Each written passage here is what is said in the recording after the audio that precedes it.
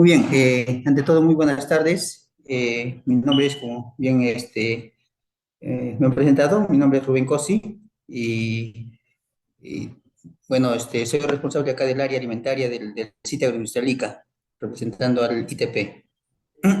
Bueno, en esta oportunidad, lo que voy a presentar es el tema que se va a exponer hoy día es sobre análisis sensorial. Básicamente, lo que es su importancia y metodologías. A ver, bien, ¿qué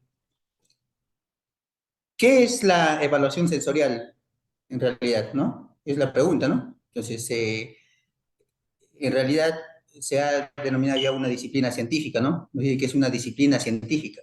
¿Y para qué es utilizada? ¿Para qué utilizamos digamos, esta disciplina, esta evaluación sensorial? Básicamente, ¿lo utilizamos para qué? Para evocar, para medir, para analizar e interpretar las reacciones, aquellas características de los alimentos, ¿no? Y que básicamente tienen que ser percibidas por los sentidos que tenemos, ¿no? Tanto de la vista, el gusto, el olfato, el oído, ¿no? De acuerdo a las características de los alimentos que vamos en este caso, a evaluar o a medir o analizar, ¿no? Básicamente eso es, digamos, en forma, se puede decir, general, lo que es una definición de lo que es la evaluación sensorial. Pasemos. Bien, dentro de la evaluación sensorial tenemos algo importante acá, lo que viene a ser la percepción, pero para llegar a la percepción hay una interrelación en lo que nosotros llamamos lo que es la sensación y la sensación y su interpretación, ¿no? Pero para llegar a lo que es la sensación tiene que haber otra interrelación. ¿Entre quién? La interrelación es entre el alimento y en este caso el hombre, ¿no? El alimento tiene ciertas características estructurales, tienen propiedades químicas, físicas, ¿no? Entre otras, ¿no? Y por la parte del hombre tiene todas las condiciones fisiológicas, psicológicas, sociológicas, condiciones étnicas, en fin, ¿no? Entonces, esta interrelación entre, digamos, las propiedades y características del alimento y las condiciones del hombre nos dan una sensación, digamos, ¿de qué? De poder, digamos, una sensación frente a un alimento que definitivamente estamos evaluando, ¿no? O probando, ¿no? Entonces, eso es, digamos, la sensación, esa interrelación, ¿no? Entre las características del alimento y del hombre. Luego tenemos también lo que se llama la interpretación por otro lado, ¿no? Entonces, esa interpretación es también igual, ¿no? Es una interrelación entre quién? Entre esas condiciones fisiológicas, psicológicas, que tiene, digamos, la persona o el hombre y el entorno en realidad, ¿no? Ya sea ese entorno que puede ser hábitos familiares, puede ser la educación, puede ser la moda, precio, entre otras, ¿no? Entonces, ese es el entorno más las condiciones, digamos, fisiológicas, psicológicas del hombre me dan para poder hacer una interpretación. Y esa interpretación con la sensación que se tiene, digamos, del alimento, nos dan la percepción digamos, de las características que tiene el alimento en realidad, para poder, así como hemos dicho, analizar, ¿no? Evocar, medir ciertas condiciones, ¿no? Condiciones y características del alimento en realidad. ¿Ya? A ver. Como se ha visto, entonces podemos decir que el hombre en este caso se puede utilizar o es utilizado o es, digamos, es un instrumento de medición, ¿no? Un instrumento de medición, ¿por qué? Porque utiliza los sentidos para poder, digamos, determinar, medir, evocar diferentes características del alimento, ¿no? En este caso. Y esto básicamente, digamos, está a nivel del cerebro, ¿no? El cerebro, tenemos todas las partes del cerebro en la cual podemos detectar o ver digamos, hacer uso, ¿no? De nuestros sentidos, ¿no? En eso estamos hablando de lo que son los aspectos psicológicos y la parte fisiológica, ¿no? Entonces, con la parte fisiológica, de lo que nosotros tenemos, básicamente lo utilizamos como lo que se llama un instrumento de medición del, digamos, en este tipo de análisis que viene a ser el análisis sensorial, básicamente. ¿Ya? A ver. Bien, en esta diapositiva se presenta, digamos, el estímulo que nosotros de alguna forma vamos a captar mediante qué, mediante los sentidos, y esto nos va a dar una sensación, ¿no? Una sensación de algo. Y vamos a determinar ciertas características de quién, del producto o del alimento en realidad, ¿ya? Entonces, los estímulos que generan, por decir, a nivel del olfato, del sentido del olfato, son unos estímulos químicos, ¿no? La sensación vendría a ser una sensación olorosa, ¿no? Y la característica es el olor, ¿no? Los diferentes, digamos, tipos o clases de olor que pueden existir, ¿no? Entonces, pero acá en esta diapositiva vemos, se ha enumerado, digamos, el 1, 2, 3, 4, que generalmente se da en ese orden, ¿no? Cuando nosotros hacemos una evaluación sensorial, básicamente lo primero que realizamos es, digamos, el primer sentido que utilizamos es el sentido de la vista, ¿no? A lejos ya no se ve, ¿no? Y eso, el estímulo que nos provoca esto son las ondas electromagnéticas, ¿no? Y la sensación es una sensación visual, y aquí lo que se va a ver básicamente es un aspecto, la apariencia, ¿no? Una vez que ha pasado eso, generalmente pasamos a lo que son la parte del olfato, ¿no? Del olfato. El estímulo viene a ser una energía química, la sensación una olorosa y el olor que pueda generar este alimento, ¿no? Entonces, vamos en ese orden cuando hacemos un análisis sensorial, ¿no? Luego tenemos lo que son, digamos, utilizar un sentido del tacto, que viene a ser un estímulo mecánico, ¿no? Y la sensación viene a ser el movimiento, y lo que nosotros vamos a determinar es la textura, ¿no? La textura. Es decir, si nosotros agarramos, por decir, no sé, una galleta, lo primero que vemos es vemos la apariencia, luego vemos o sentimos el olor que pueda emitir digamos, esta muestra. Luego podemos utilizar el sentido del tacto para determinar lo que se llama, digamos, la textura, ¿no?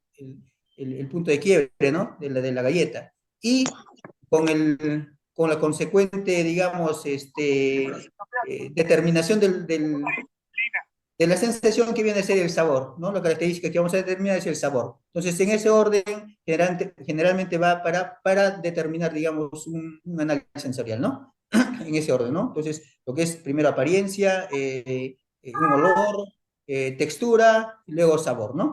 Entonces, eso es lo que utilizamos aquí, ¿no? Respecto al alimento. A ver, continuamos.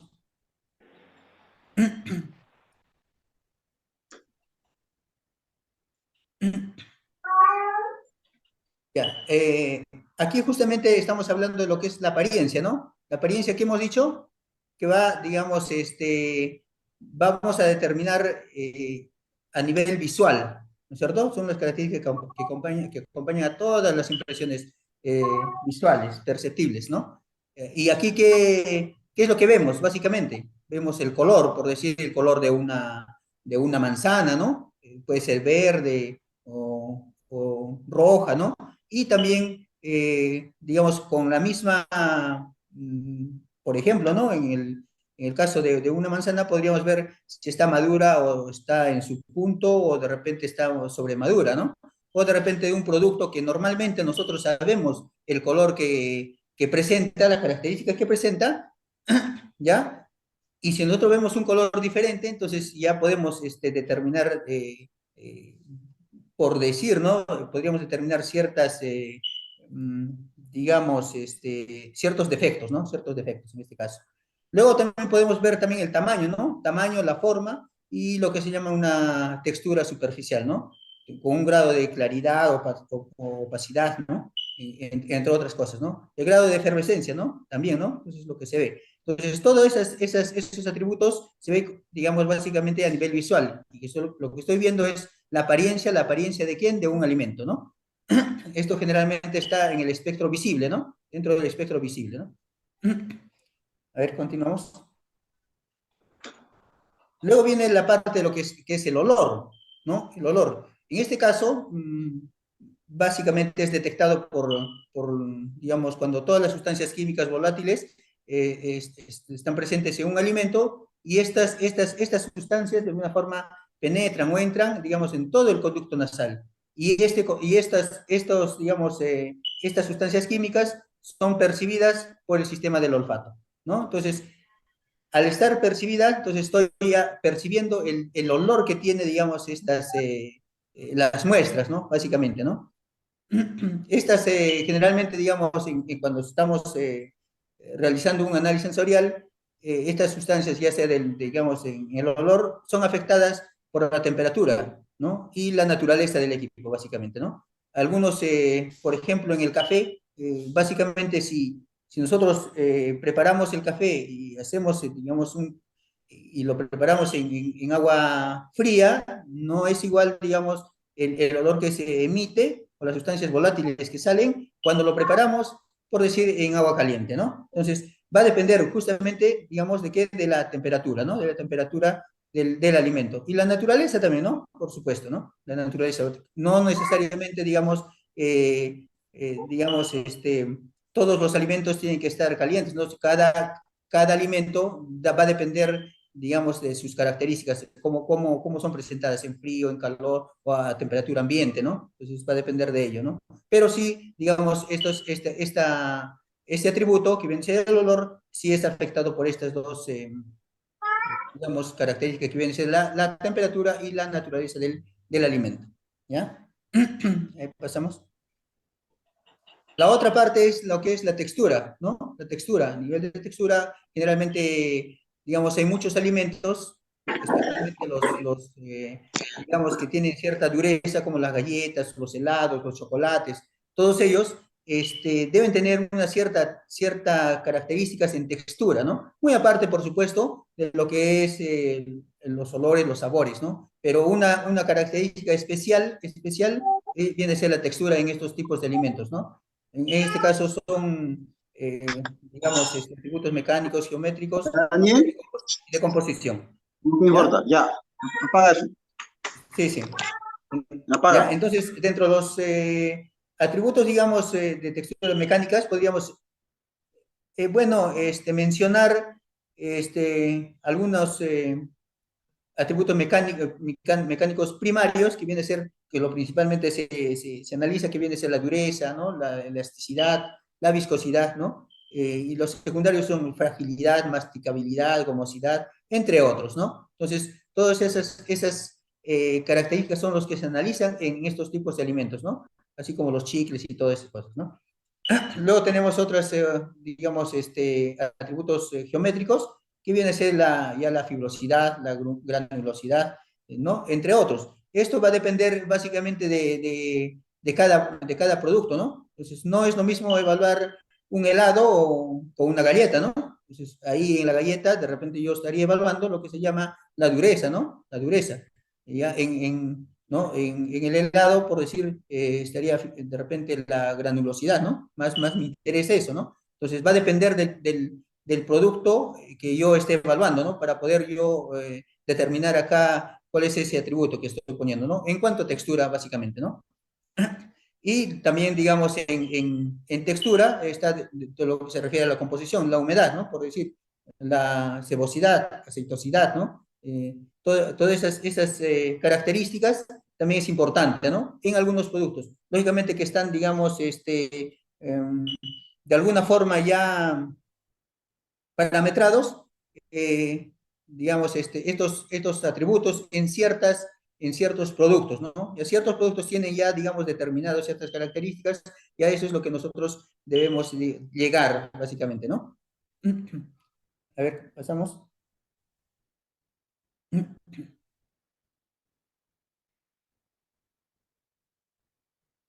Bueno, el otro atributo sensorial es lo que es el sabor, ¿no? El sabor, en realidad hace referencia a unas propiedades olfativas y gustativas, ¿no? Es cuando nosotros probamos, ¿no? Probamos un alimento y definitivamente sentimos, ¿no? Es digamos, una percepción, ¿no? Ya sea de gusto, el aroma, las sensaciones trigeminales, un gusto residual, persistencia global, todo eso, digamos, nosotros determinamos en lo que es, digamos, esta característica que viene a ser el sabor, ¿no? ¿Ya? Y bueno, acá se está observando de que nuestro órgano, digamos, sensor en este caso del sabor es básicamente las papilas gustativas de la lengua, ¿no? Ahí tenemos las papilas calciformes, las foliáceas, ¿no? Las papilas fungiformes, las papilas filiformes, ¿no? Entonces, entre ellas, y determinamos acá dentro de la lengua, oh, perdón, en la lengua, se está determinado en diferentes áreas de la lengua, podemos eh, detectar, digamos, ciertos sabores primarios, como por decir, el amargo, el ácido, el dulce, el salado, ¿no? ¿No? Por decir, el dulce se puede detectar en la parte de la punta de la lengua, ¿no? ¿No? Entonces, igual el salado a un costado, por la altura de las papillas fungiformes, a esa altura, y el ácido, el amargo, digamos, más al fondo de la lengua, ¿no? Entonces, ese es nuestro, digamos, la lengua es como un instrumento para determinar lo que es el sabor, ¿no? A ver, pasemos. Bien, la importancia de la evaluación sensorial. Es importante, digamos, hacer o realizar o tener presente, digamos, digamos, este tipo de, digamos, de evaluación, que viene a ser la evaluación sensorial. En nuestro medio actualmente, digamos, es importantísimo, básicamente, bueno, en toda la etapa, ¿no? Desde lo que es la innovación de un producto hasta cuando voy a reformular, cuando ya está, digamos, estoy procesando algo y estoy haciendo su control de calidad, ¿no? Entonces, en toda la cadena alimentaria, lógicamente que tiene una gran importancia lo que es esta evaluación sensorial, ¿no? Acá también nos dice que podemos, o es importante en la viabilidad del negocio, en la adopción del mercado o una evaluación del desempeño, ¿no? Y la innovación básicamente, ¿no? Es más digamos, aquí a nivel del trabajo del CITE, básicamente nosotros hacemos dos cosas, ¿no? Que viene a ser innovación y utilizamos bastante lo que es la evaluación sensorial. Y todos los productos sí o sí tienen que pasar por este tipo de evaluación sensorial, ¿no? Eso es lo que va de alguna forma, digamos, garantizar que el producto sea digamos, aceptado por el mercado, ¿no? Entonces, es importantísimo. No solamente es importante pues, las características físico-químicas o los compuestos que tiene un alimento, sino también, en este caso, es importante la aceptabilidad que pueda tener este producto, ¿no? Es importantísimo. Ahí continuamos. Bien, aquí está, esta lámina nos presenta lo que es la innovación alimentaria, como se los había dicho, es básicamente donde en lo que es desarrollo de productos, en la mejora de un producto ya existente, que viene a ser también lo que se llama innovación, ¿no? Mejora de un producto, en lo que es investigación de factores que influyen en el olor o en el aroma de alimentos, en la innovación de procesos de productos. Una cosa es el desarrollo de nuevos productos y otra cosa es innovación de procesos de productos, ¿no? Qué pasaría si nosotros compramos una nueva máquina? Tenemos la formulación de elaborar, por decir, no sé, un vino, un licor, por ejemplo, ¿no? Tenemos todo el proceso, pero ahora vamos a cambiar, ¿no? Tenemos un nuevo, digamos, se ha innovado un nuevo proceso, tenemos incorporación de un nuevo equipo de repente, entonces ya no es lo mismo. Entonces, para que nosotros podamos validar, tenemos que hacer justamente lo que se llama una evaluación sensorial. ¿Y esto es en qué? Justamente en innovación, ¿no? En innovación básicamente, en una innovación de proceso. Al cambio de un equipo, lógicamente, posiblemente cambie también las características que pueda tener el alimento en realidad, ¿no? Entonces, sí se tiene que hacer, cuando se cambia un equipo, se tiene que hacer evaluación sensorial, ¿ya? Y también, digamos, lógicamente cuando hay mejora del equipo, ¿no? Siempre estamos en mejora, ¿no? A veces hay nuevos ingredientes, nuevos procesos, entonces, en todo ese trajín tenemos que hacer lo que se llama este análisis o evaluación sensorial, ¿no? Que viene a ser la innovación, innovación alimentaria, en este caso. Continuamos.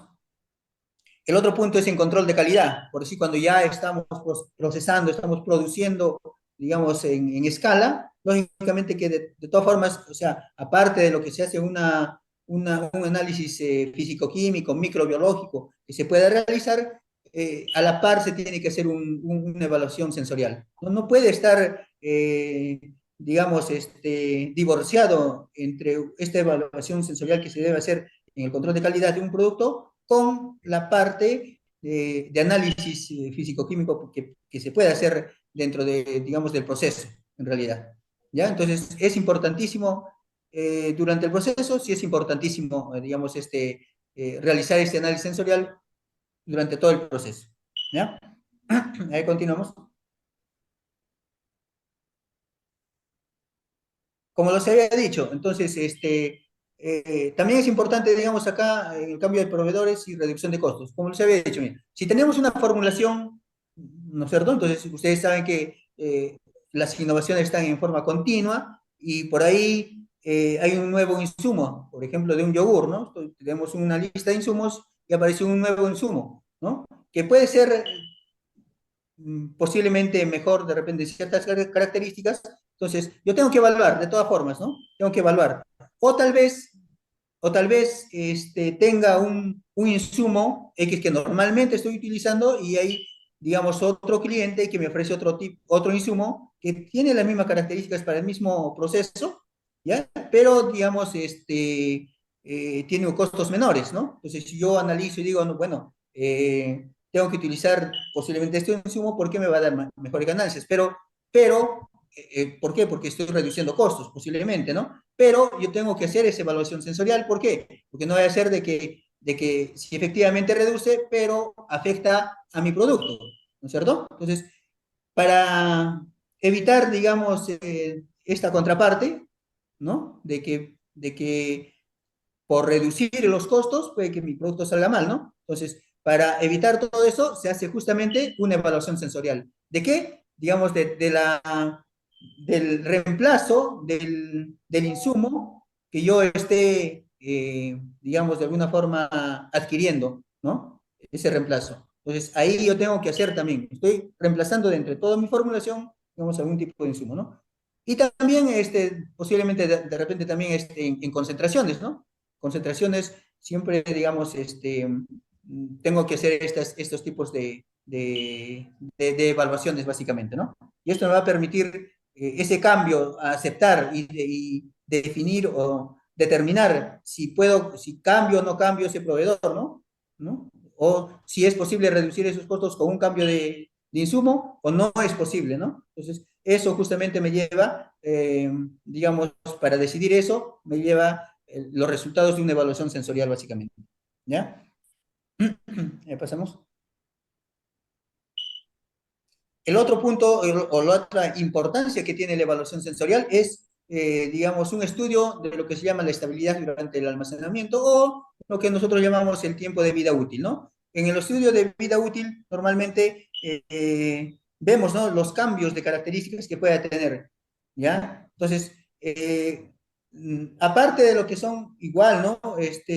Análisis físico-químicos o microbiológicos, también se ve, digamos, y debe tener, digamos, los resultados a la par, son los resultados de lo que es una evaluación sensorial, ¿no? Entonces, esto va de todas formas junto, ¿no? Puede ser de que posiblemente químicamente no haya hecho un cambio muy brusco, pero sensorialmente se haya podido hacerlo, ¿no? Entonces, es por eso que se tiene que realizar, digamos, esta evaluación sensorial durante, digamos, para determinar el tiempo de vida útil, ¿no? Estos son estudios que se hacen, realmente puede ser en tiempos, generalmente, digamos, en tiempos normales, ¿no? A condiciones normales, ¿no? Que puede realizarse, básicamente, ¿no? A ver, continuamos.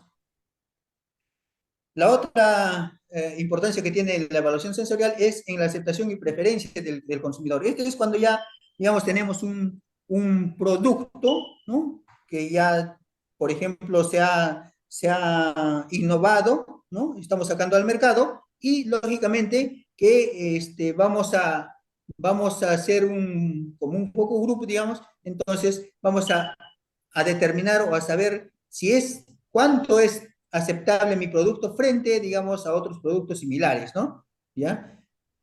Uno es la aceptación y otro es la preferencia, ¿no? La preferencia. ¿Prefieres o no prefieres, no? ¿Prefieres mi producto o prefieres el producto A o el producto B, ¿no? Entonces, para determinar esa preferencia, también podemos hacerlo y realizarlo mediante la evaluación sensorial. Y esa preferencia, sí, realmente nos va a ayudar a poder determinar o se puede decir plantear las estrategias necesarias para poder yo llegar al público en realidad, ¿no? Entonces, va a depender de esos resultados realmente, ¿no? Entonces, si de repente es posible cambiar algún tipo digamos, de parámetros, la formulación, ¿no? Que yo qué sé, entonces, básicamente para eso nos sirve, ¿no? Si mi producto es aceptado o es preferido, básicamente, ¿no?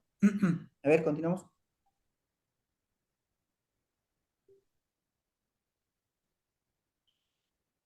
El otro punto es en el análisis de la competencia. ¿Qué pasaría acá? Por ejemplo, yo quiero hacer lo que se llama ¿no? Lo que llamamos el benchmarking, ¿no? Quiero copiar, es como se puede decir, ¿no? Un producto, yo puedo hacer un análisis de la competencia. Agarro el producto, hago todo un análisis y yo puedo replicar, digamos, un producto similar, ¿no? Entonces, analizo de esa forma. O analizo de la misma forma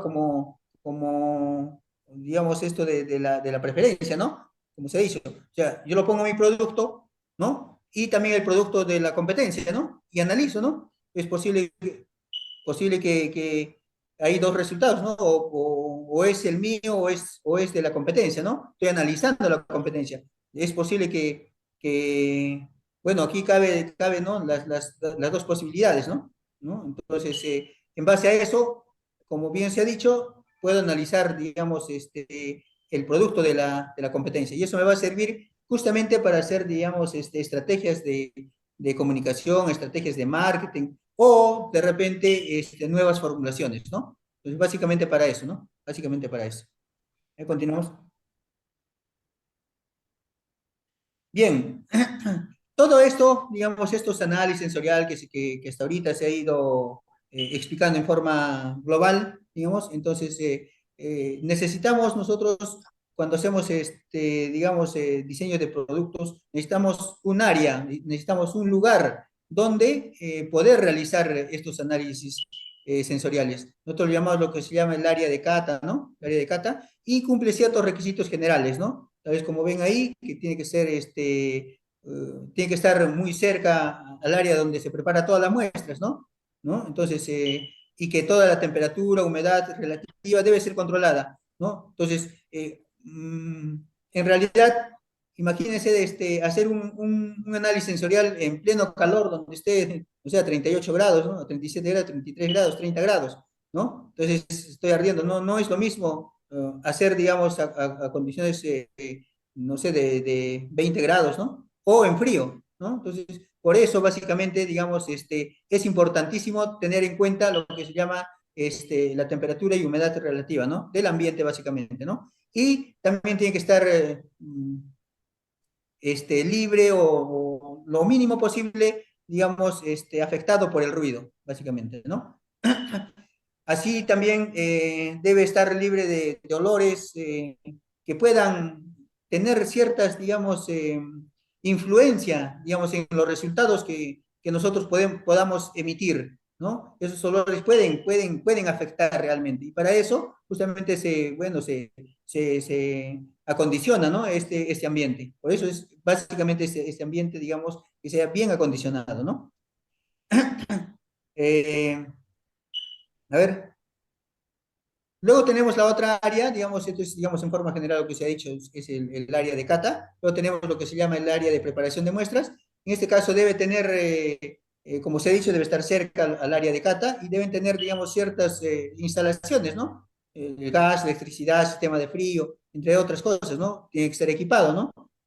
Con la limpieza necesaria, ¿no? Debe tener, eh, digamos, productos o artículos o artefactos de conservación, preparación, ¿no? De muestras, ¿no? Y un sistema de almacenamiento, lógicamente, ¿no? Para que el producto tenga, digamos, esté, digamos, en las mejores condiciones, ¿no? Para poder llevar a lo que se llama ya el análisis sensorial. A ver, pasemos. Entonces, aquí en esta diapositiva, básicamente se ha presentado, está presentado, se está mostrando, digamos, un bosquejo, digamos, un plano de lo que es digamos, una sala de, un laboratorio de evaluación sensorial o una sala de cata en forma total, ¿no? Donde está el área de preparación, un área administrativa, el área de evaluación, ¿no? Un área cerrada donde están todos en este caso, las cabinas de prueba, ¿no? Donde están las cabinas donde van a estar los catadores. Básicamente para, digamos, son para, digamos, catadores que tengan cierta experiencia, ¿no? Y también no, los entrenados y los no entrenados, básicamente. ¿Ya? Continuamos. Hasta ahí hemos hablado lo que son el lugar donde se va a realizar. Ahora hablemos quién lo va a realizar, ¿no? Hemos hablado cómo, ¿no? ¿Dónde se va a realizar? Ahora, ¿quién lo va a realizar? ¿Quién lo realiza? Los jueces, ¿no? Los jueces que vienen a ser, en este caso, ¿no? Los llamados jueces analíticos y afectivos, ¿no? Los analíticos básicamente son los que son más entrenados, se puede decir, ¿no? Los que están con ciertas capacidades, ¿no? O sea, ha habido toda una selección, incluso entrenamiento y todo eso, ¿no? Y los jueces afectivos generalmente son todos, digamos, los consumidores cotidianos, ¿no? Que puede ser, ¿no? Entonces, en esos dos tipos de jueces, en este caso, se está clasificando, básicamente, ¿no? Los analíticos y los afectivos. Continuamos. Y acá los jueces analíticos, básicamente, acá bueno, tiene que tener ciertas características, como tiene que estar en buen estado de salud, ¿no? No es lo mismo, digamos, alguien que sufre de la garganta, ¿no? De la garganta y estaría un poquito, digamos, limitado, ¿no? Limitado a realizar ciertos análisis sensoriales, ¿no? Cierto, digamos, su juicio sería no tan, digamos, certero, no efectivo, ¿no? Para poder tomar decisiones, ¿no? ¿Ya? Y tiene que tener bastante honestidad, o sea, tiene que ser honesto y confiable en sus resultados, ¿no? Lo que es, ¿no? Eso es lo que se tiene que decir, ¿no? En este caso también tiene que tener bastante disponibilidad, ¿no? A veces, muchas veces se los entrena, pero no tienen la disponibilidad como para poder realizar los análisis. Y el número generalmente va, como son entrenados, ¿no? Va entre 7 a 10 jueces analíticos para determinar las ciertas características, ¿no? Como los había dicho, estos jueces son seleccionados y adiestrados, ¿no? Son los catadores en realidad, ¿no? Y que deben emitir juicios exactos, precisos y reproducibles, básicamente, ¿no? Y los jueces efectivos son los consumidores escogidos al azar, como se ha dicho, ¿no? El objetivo es, básicamente son para conocer la aceptabilidad o la aceptación y la preferencia en este caso, de un producto, ¿no? Básicamente. En este caso se puede realizar en supermercados, ¿no? En bodegas, ¿no? Y tiene un número mínimo de, digamos, de 80 jueces, ¿no? Lo que se dice, ¿no? Entonces, eso es los jueces efectivos, ¿no? Los que están, digamos, así, en simple palabras, los consumidores habituales, ¿no? Básicamente. Hablando de los jueces analíticos, como se ha dicho, tienen un proceso de formación, ¿no? Primeramente se hace una preselección, luego se selecciona a estos seleccionados, este grupo de seleccionados, se lo hace un adiestramiento y se hace una comprobación de adiestramiento en realidad, ¿no? Entonces, tiene que pasar todo ese tipo de etapas, básicamente, ¿no? Un juez analítico no puede ser de la noche a la mañana ya soy juez analítico, ¿no? No, sino que se tiene que pasar por estas etapas, ¿no? De selección, de preselección, selección y adiestramiento. Básicamente el adiestramiento, ¿no? Ahí está, digamos, el plus que se lo da, digamos, a esos tipos de jueces, básicamente, ¿no? Ahí continuamos.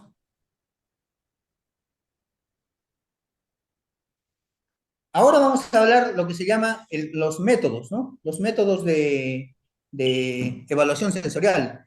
En realidad hay lo que nosotros llamamos pruebas analíticas y pruebas afectivas, ¿no? ¿Ya? Dentro de las pruebas analíticas, generalmente se realizan en condiciones controladas y estas pruebas analíticas son llevadas a cabo con jueces analíticos. Es lo que los había dicho anterior, ¿no? Son jueces analíticos y afectivos, ¿no? Aquí justamente se van a este tipo de pruebas. Son pruebas analíticas y pruebas afectivas, ¿no?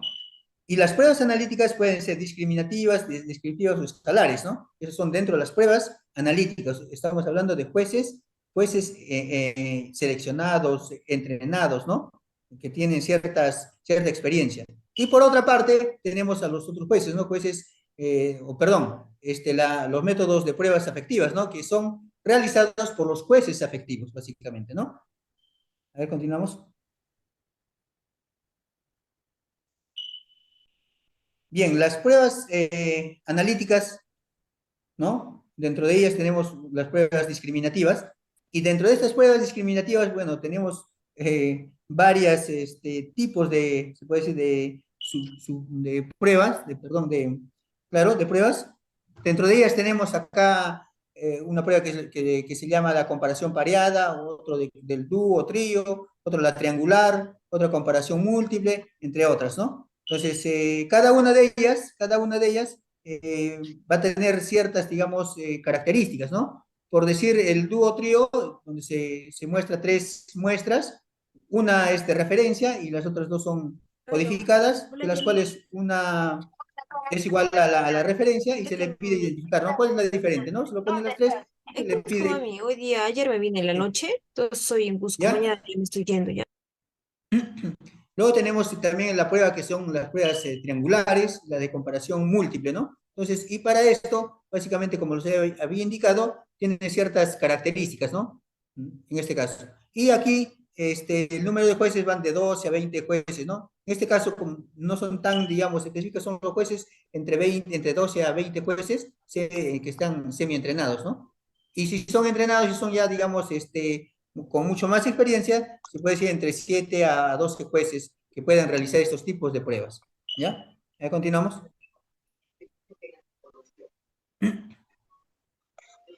Continuando con esto, tenemos otro tipo de prueba discriminativa que viene a ser el ordenamiento. En este caso, se da, digamos, a los jueces entre tres o más muestras y le dice que se le ordene, ¿no? En forma creciente o decreciente, ¿no? Que me gusta o no me gusta, ¿no? O es más dulce o es menos dulce, o es más salado o menos salado, ¿no? O cuál es igual que el anterior, ¿no? Entonces, se da ese ordenamiento, ¿no? Luego, la comparación pareada de Schiff y las pruebas de umbral, ¿no? Las pruebas de umbral básicamente nos van a determinar para hacer digamos, un entrenamiento de jueces, a eso nos va a servir bastante, ¿no? Luego la prueba de dilución también, ¿no? La mínima cantidad perceptible, ¿no? La mínima cantidad que nosotros podemos detectar, ¿no? Básicamente, son para, digamos, unas pruebas de sensibilidad, ¿no? Para determinar, digamos, el nivel digamos, de adiestramiento del juez, ¿ya? A ver, continuamos. Empieza por Ministerio de Producción bien, pero Luego tengo una tenemos que lo que son las pruebas analíticas, que vienen, son las escalares. Dentro de las escalares, ya básicamente, hemos hecho. Ah, lo vine aquí en la sí. laptop, sí, pero se puede. A ver, dentro de las escalares tenemos la escala ordinaria, una de escala de categoría o intervalo y una de estimación de magnitud, ¿no? Entonces, aquí tenemos, por ejemplo, en la de escala ordinaria, tenemos una ficha, un ejemplito de ficha, por ejemplo, en la parte roja que ven ahí. Básicamente tenemos ahí, por ejemplo, 5 muestras y nosotros lo mandamos a ordenar, ¿no? Es una escalar. Entonces, es una forma de, digamos, de presentar una hoja, ¿no? Una prueba ahí, básicamente, ¿no? A ver, continuamos. Luego tenemos las pruebas analíticas descriptivas, en este caso, ¿no? Hemos dicho que son descriptivas, ¿no? Una de las pruebas analíticas, las escalares, las descriptivas, ¿no? Y ahora estamos con las descriptivas, básicamente, ¿no? En este caso, nos dice que no interesan las diferencias globales entre las muestras, ¿no? Sino la naturaleza de esta diferencia.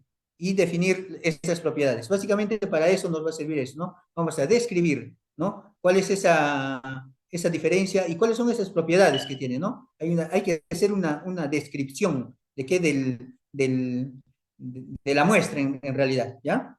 Por eso se llaman pruebas descriptivas, básicamente, ¿no? A ver, pasemos. Dentro de estas pruebas tenemos el perfil de sabor, por ejemplo, ¿no? Entonces, aquí básicamente vamos a describir lo que se llama el aroma, el sabor, ¿no? El sabor residual y cuál es esa intensidad, ¿no? Del aroma, ¿no? Entonces, acá, justo en la ficha, se pone, digamos, la amplitud de baja, media o alta, ¿no? Por decir, el aroma, un aroma bajo, alto, ¿en qué, no? Pues, pero hay que describirlo, básicamente hay que describirlo. Entonces acá lo importante, digamos, de este tipo de pruebas es la descripción que se tiene que dar, digamos, al producto en realidad. ¿Ya?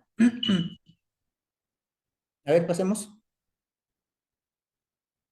Así como la prueba, bueno, continúa la prueba del perfil del sabor, en este caso, ¿no? Y se lo puede representar, digamos, mediante una gráfica, básicamente, ¿no? Para poder nosotros analizar, ¿no? Analizar respecto, digamos, a las características que tiene, en este caso al sabor dulce o sabor salado, ¿no? Sabor a cola, en este caso, o cómo están esos sabores digamos, en el producto en realidad, ¿ya? Entonces, para eso me va a servir este tipo de pruebas, ¿no? Y que en este caso puede presentarse, en esta gráfica puede presentarse más de una muestra, puede estar dos o tres muestras y yo puedo comparar visualmente, esta gráfica me permite comparar visualmente cómo están, digamos, respecto a una característica, como por decir al amargor, ¿no? Entonces, una tendrá más que otra o de repente igual, ¿no? Y lo podría visualizar en la gráfica, básicamente, ¿no? Eso básicamente. Continuamos.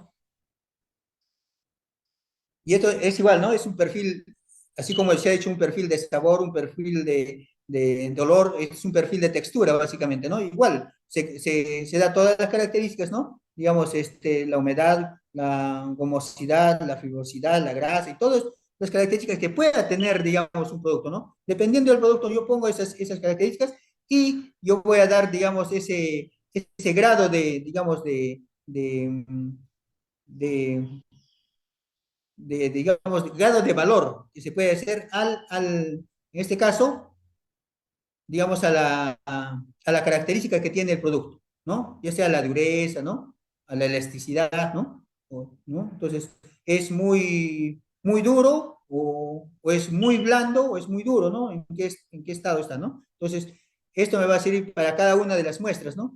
Entonces, en esa cartilla se determina y luego, al igual que el anterior, digamos, el perfil de sabor, igual también se lo puede pasar a una gráfica, ¿no? Para poderlo ver, visualizar en forma gráfica, no solamente una muestra, sino dos o tres muestras también juntas, ¿no? A la par.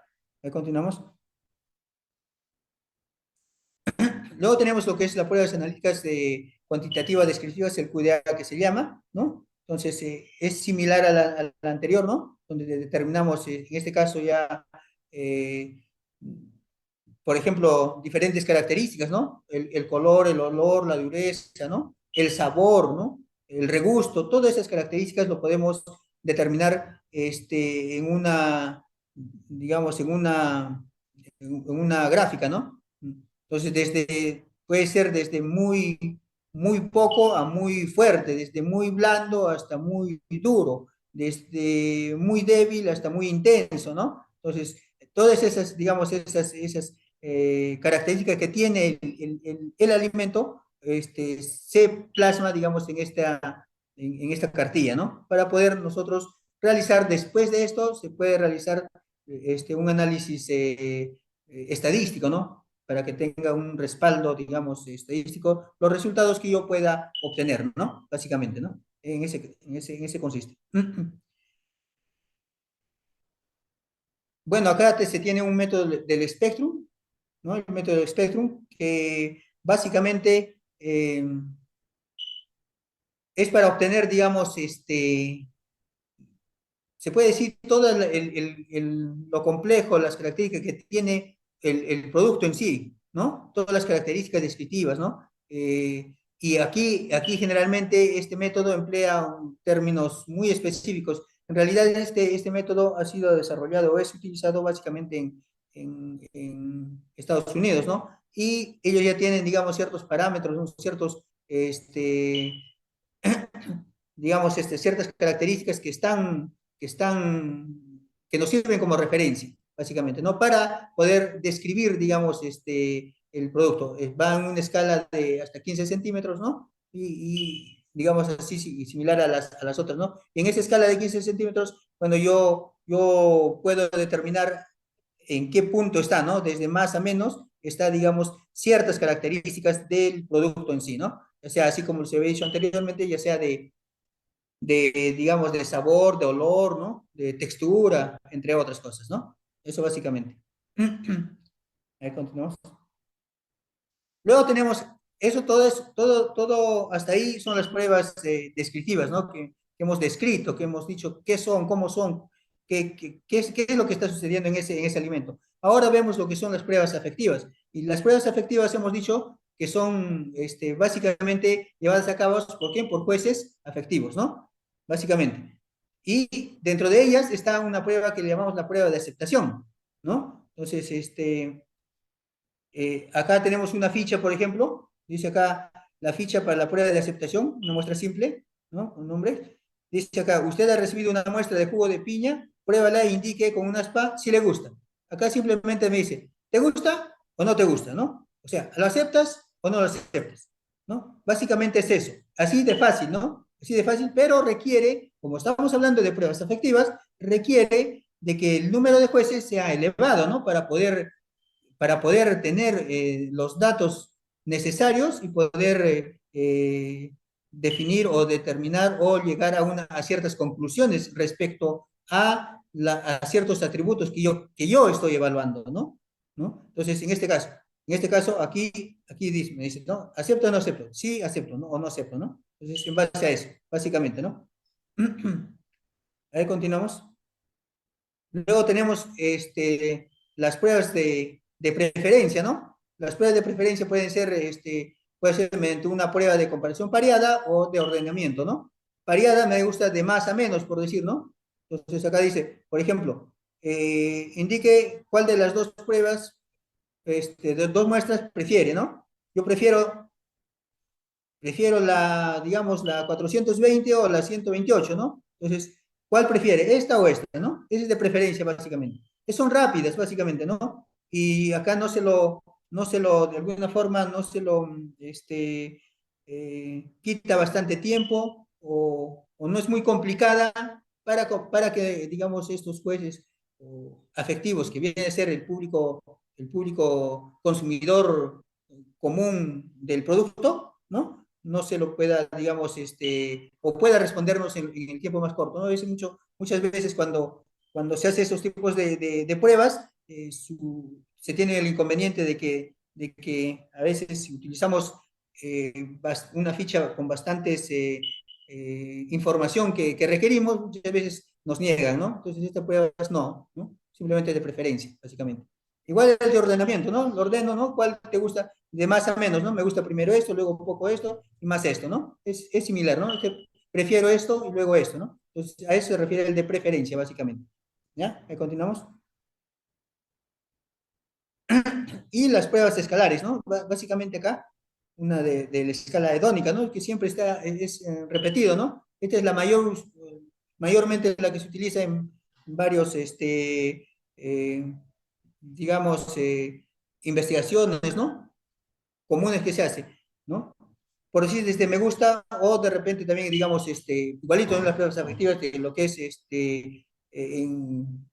cuando se realiza ciertos análisis sensoriales de un producto que está saliendo al mercado, ¿no? Me gusta, por ejemplo, acá tenemos una lista, una escala hedónica que me gusta extremadamente, luego me gusta mucho, ligeramente, ¿no? Ni me gusta ni me disgusta ligeramente, me disgusta mucho, me disgusta extremadamente, ¿no? Entonces, se tiene toda esa, digamos, escala, ¿no? igual acá, ¿no? Digamos, estas figuritas básicamente son para productos, cuando nosotros hacemos, digamos, a los niños, por ejemplo, ¿no? Por un, no sé, un producto que va a ser evaluado o va a ser, o su público objetivo son los niños, básicamente. Entonces, lo decimos, ¿no?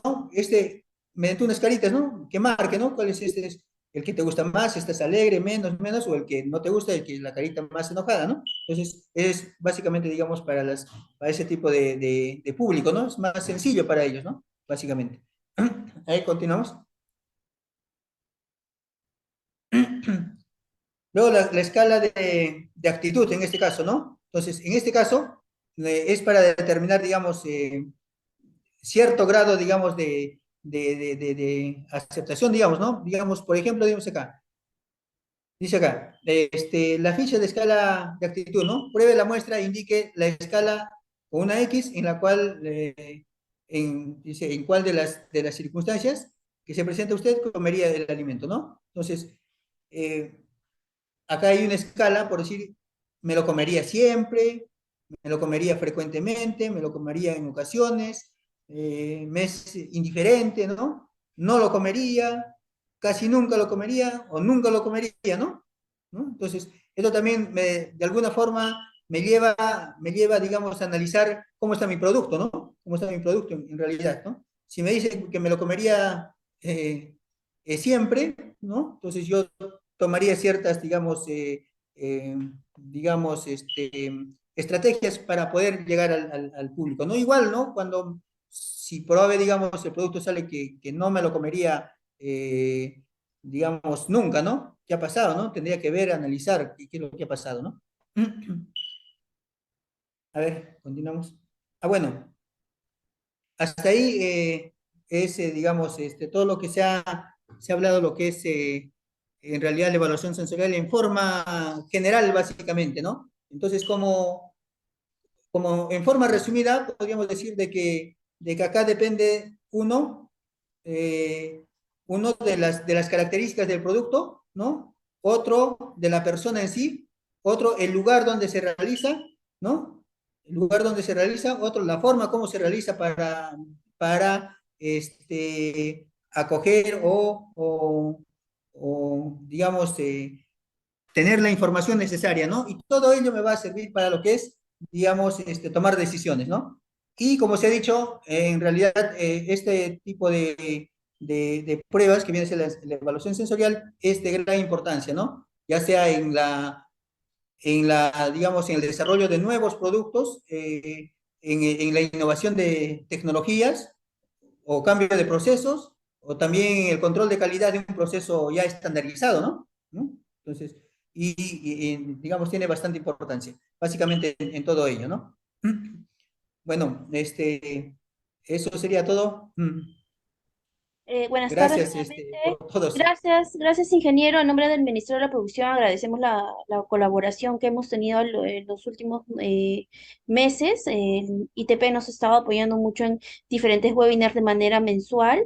Como lo comenté al inicio, este es el último del 2022. Vamos a tener nuevas propuestas para el 2023. El próximo mes vamos a estar publicando la nueva programación a través de Ruta Digital del Ministerio de la Producción. Y si no hay ninguna consulta o duda respecto a la ponencia de esta tarde, eso sería todo. Muchas gracias a los presentes.